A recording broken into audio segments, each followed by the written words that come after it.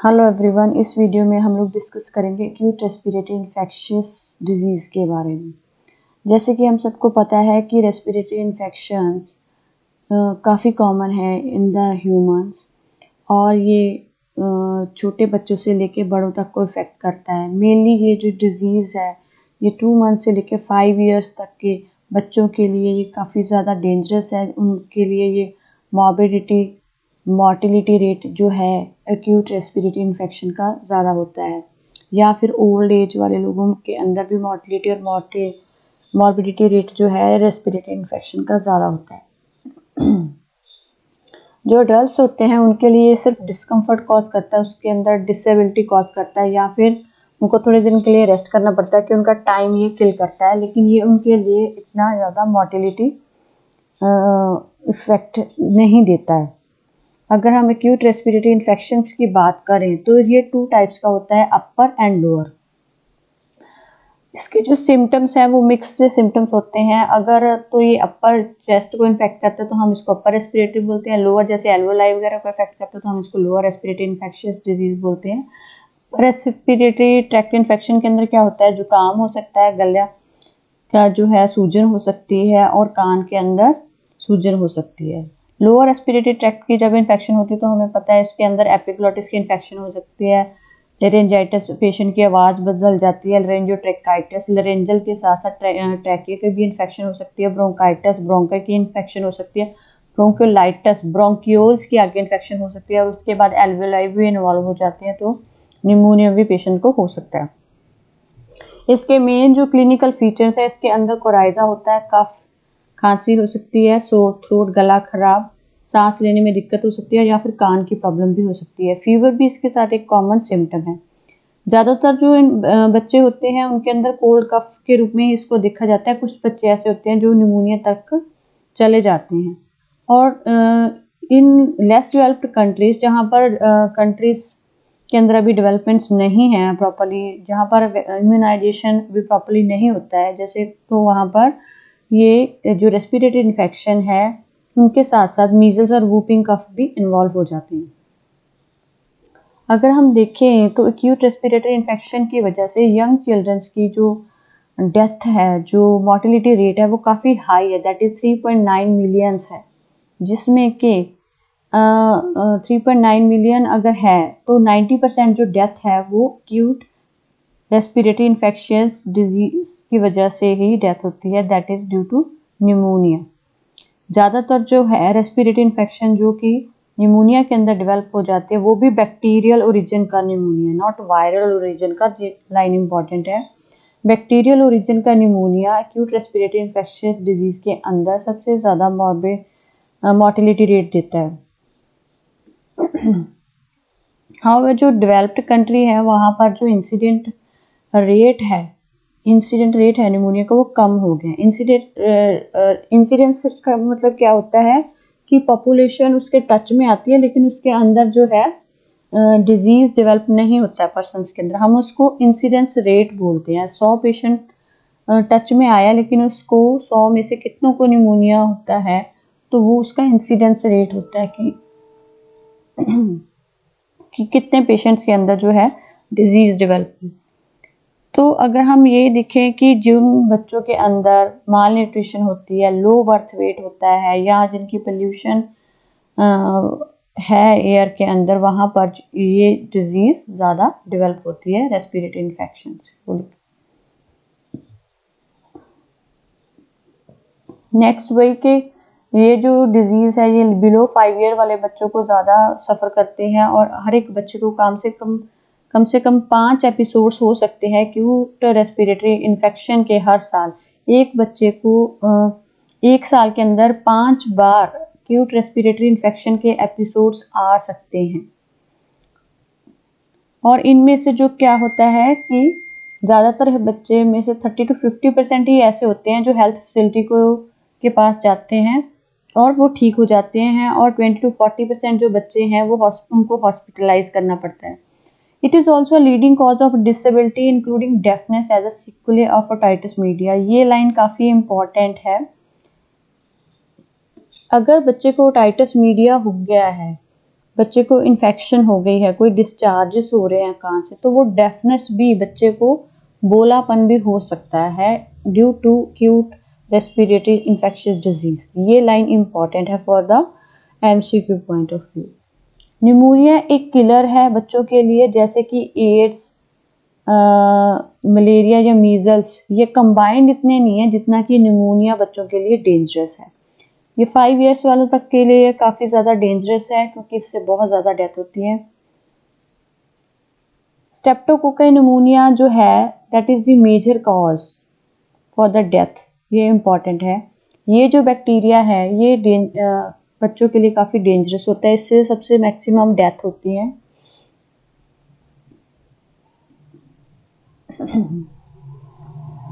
इसके अलावा जो हम इंडिया की बात करेंगे, इसके लाइकवाइज जो कह रहे हैं कि अभी तो नए नए एंटीबायोटिक्स डेवलप हो चुके हैं, तो निमोनिया को भी कंट्रोल किया जा सकता है, काफ़ी हद तक इसके केसेस से बचाया जा सकता है बच्चों को। लेकिन पहले पुराने टाइम पर सबसे ज़्यादा डेथ जो है बच्चों की निमोनिया की वजह से ही होती थी। इंडिया की अगर हम बात करें तो यहाँ पर क्या है, स्टेट और डिस्ट्रिक्ट के अंदर जो भी मतलब इन्फेंट्स हैं, जो बच्चे ज़्यादातर बीमार होते हैं, उनका सबसे ज़्यादा जो डेथ का कारण है वो है acute respiratory infections. Acute respiratory infections की वजह से बच्चों की डेथ है जो पंजाब में या फिर अदर स्टेट्स में आप कह लो कि होती है।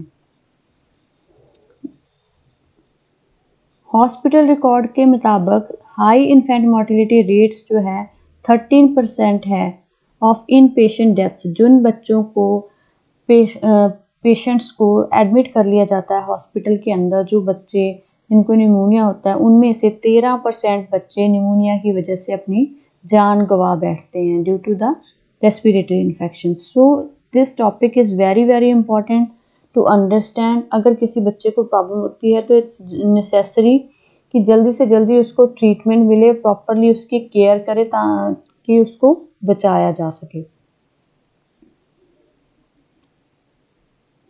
ज़्यादातर इसका हाई मोर्टेलिटी रेट क्यों है हमारे इंडिया के अंदर, क्योंकि बच्चों को काफ़ी लेट टाइम तक घर पर ही रखा जाता है, उनका ट्रीटमेंट जो है घर पर ही लिया जाता है, उनको हॉस्पिटल नहीं लाया जाता, क्योंकि लोग इतना यकीन नहीं करते हैं कि हाँ जी बच्चों को हॉस्पिटल लेके जाना। तो this is one of the major reason कि बच्चे की डेथ हो जाती है।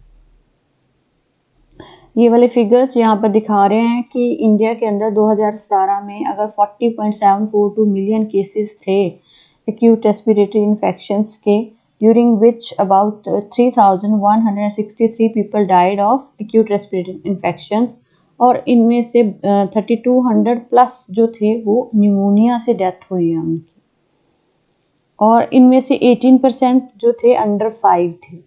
So it is a dangerous disease when it turns into the pneumonia।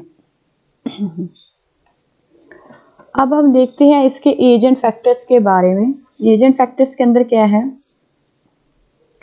ये जो डिजीज़ है ये कई तरह के वायरस या फिर बैक्टीरिया से होते हैं। डिफरेंट बैक्टीरिया और वायरसेस जो है निमोनिया जैसी स्टेजेस पैदा कर सकते हैं। इसकी जो स्पीशीज़ हैं उनके अंदर भी बहुत ज़्यादा डाइवर्सिटी, बहुत ज़्यादा बदलाव देखने को मिलता है। नए नए एंटीजन जो हैं ये बना पाते हैं, जिसकी वजह से इनका जो ट्रीटमेंट भी डिफ़िकल्ट हो जाता है। जो इसके अंदर जो बैक्टीरिया इन्वॉल्व होते हैं उनको आइसोलेट किया जाता है कैरियर से and cause illness in the only minority of the infected persons. The bacteria involve can all be isolated with varying frequency from carriers and cause illness in only minority of infected persons। ये कम लोगों के अंदर ही ये जो है bacteria है जो respiratory infection जो है वो पैदा कर सकता है। अगर किसी पर्सन को निमोनिया है या फिर रेस्पिरेटरी ट्रैक्ट की इन्फेक्शन हुई है और हमें पता चल गया है कि इसको इन्फेक्शन है, तो हमें उसको आइसोलेट करके रखेंगे तो वो दूसरे पर्सन को कम इन्फेक्ट कर पाता है। जो बैक्टीरिया वाले होते हैं वो कम कर पाते हैं। अगर हम वायरस की बात करें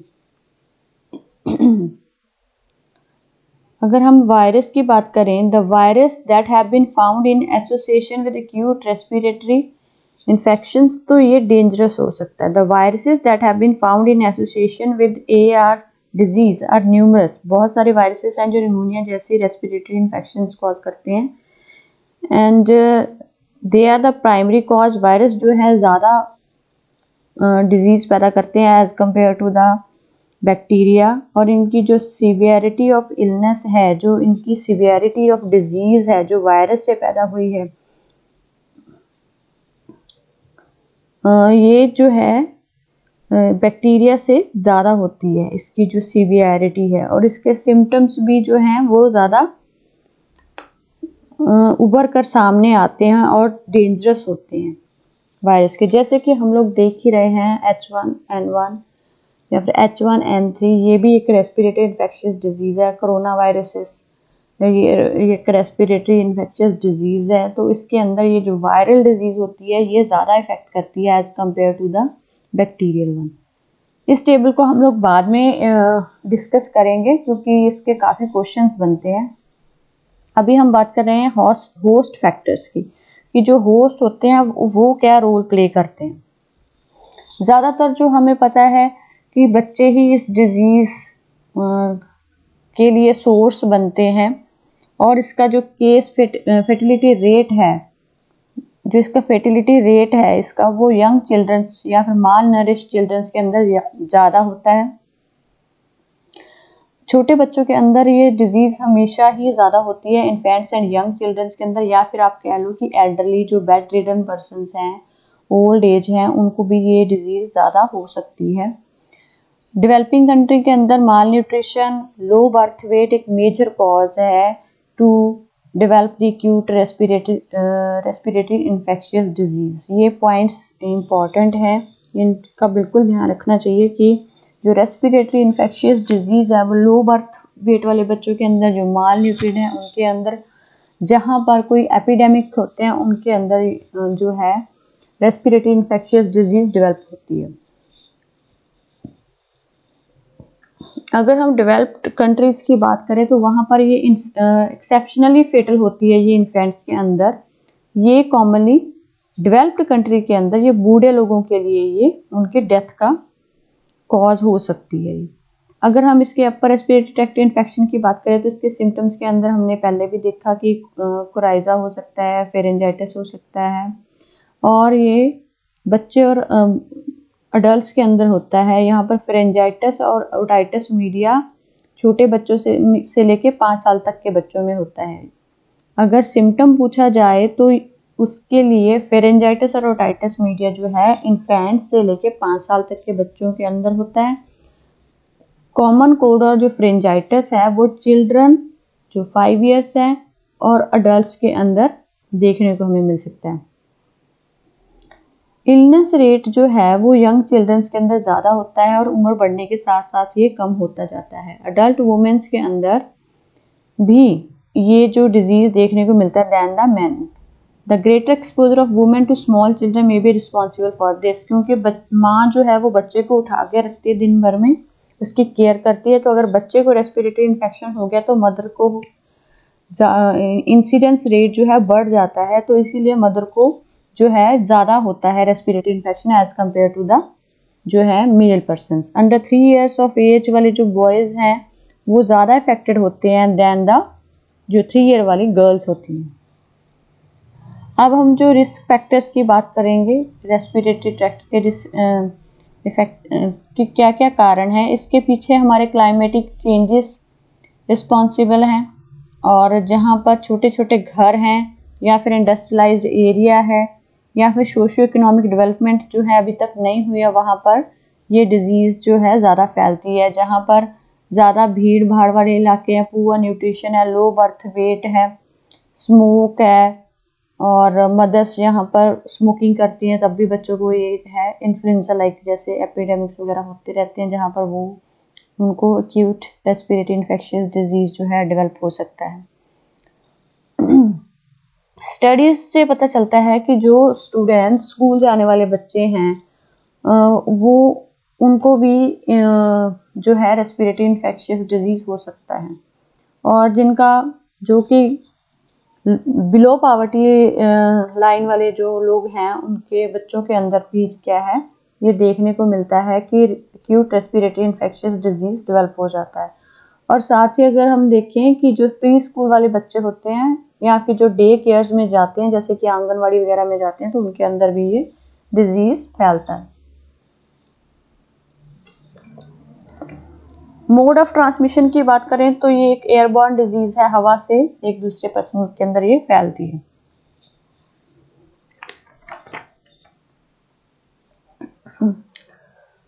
ओके, मोड ऑफ ट्रांसमिशन में क्या है, ज़्यादातर जो वायरसेस हैं वो लंबे समय के लिए क्या है जिंदा नहीं रह सकते हैं विदाउट द रेस्पिरेटरी ट्रैक्ट। उनके अंदर इतनी पावर नहीं है कि वो जब तक हमारे रेस्पिरेटरी ट्रैक्ट में होते तब तक ही वो जिंदा रहते हैं। अगर वो बाहर आ जाते हैं जैसे कि स्नीजिंग वगैरह द्वारा, कफिंग वगैरह द्वारा अगर वो बाहर आ गए तो ज़्यादा लंबा टाइम वो बाहर जिंदा नहीं रह सकते हैं वायरसेस स्पेशली। तो ये था हमारा एक्यूट रेस्पिरेटरी इन्फेक्शन के बारे में। और अब इसके बाद हम इसका बात करेंगे कि इसका कंट्रोल कैसे करना है और इसका फिजिकल एग्जामिनेशन वगैरह जो है कैसे करना है। तो कंट्रोल के अंदर क्या होता है, कंट्रोल कैसे करेंगे, सबसे पहले इम्पॉर्टेंट बात ये है कि प्राइमरी मेडिकल केयर सर्विसेज हमें चाहिए कि जो हमारे गांव के अंदर छोटे छोटे हेल्थ सेंटर्स बने हुए हैं, प्राइमरी मेडिकल केयर सर्विसेज हैं, वहाँ पर ज़्यादा होनी चाहिए ताकि जल्दी से अर्ली डिटेक्शन हो सके और उनको ट्रीटमेंट दिया जा सके, उनको हॉस्पिटलाइज किया जा सके ताकि बच्चों को बचाया जा सके। निमोनिया से तभी बचा जा सकता है अगर जो बच्चा है उसको जल्दी से ट्रीटमेंट मिल जाए प्रॉपरली, क्योंकि लोग बच्चों को हॉस्पिटल लेके ही नहीं जाते हैं, उनको लगता है कि ये तो नॉर्मल खांसी जुकाम है और जिससे क्या है उनकी स्टेज जो है निमोनिया तक बढ़ जाती है। और जो WHO है उन्होंने दिया है कि for the management of acute respiratory infection ने उन्होंने एक गाइडलाइंस जारी की है कि हाँ जी बच्चे को OPD केयर में कैसे बच्चे की केयर करनी है और IPD में कैसे केयर करनी है।